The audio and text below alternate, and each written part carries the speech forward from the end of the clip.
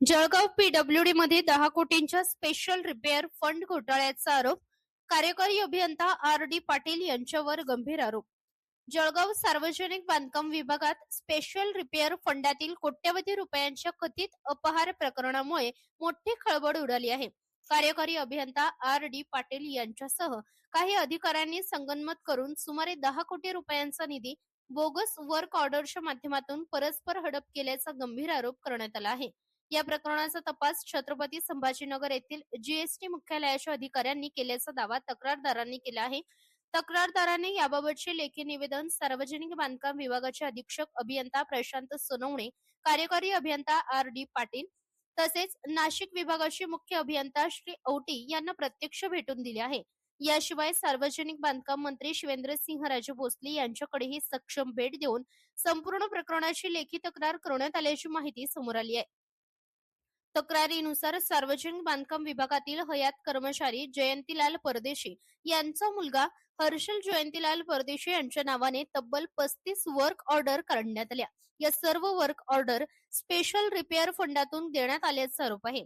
विशेष म्हणजे या वर्क ऑर्डर मध्ये कामाचे स्वरूप, ठिकाण, अंदाजपत्रक अथवा प्रत्यक्ष कामाचा स्पष्ट उल्लेख नसल्याचे तक्रारदारांचे म्हणणे आहे. तक्रारदारांच्या मध्ये वर्क ऑर्डर मध्ये स्थळ आणि कामाचा उल्लेख नाही, म्हणजे प्रत्यक्ष काम झालेच नसण्याची शक्यता आहे. फक्त कागदोपत्री व्यवहार करून निधी काढण्यात आला असा आरोप करण्यात आला आहे.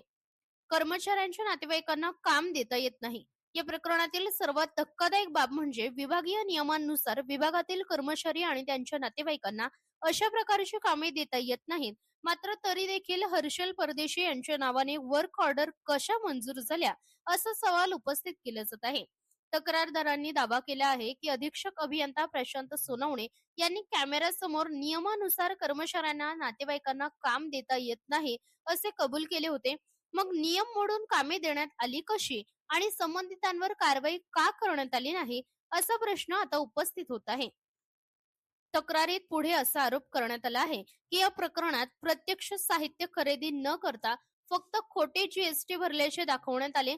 त्यामुळे आर्थिक व्यवहार आणि बिलांच्या सत्यतेवरही प्रश्नचिन्ह निर्माण झाले आहे.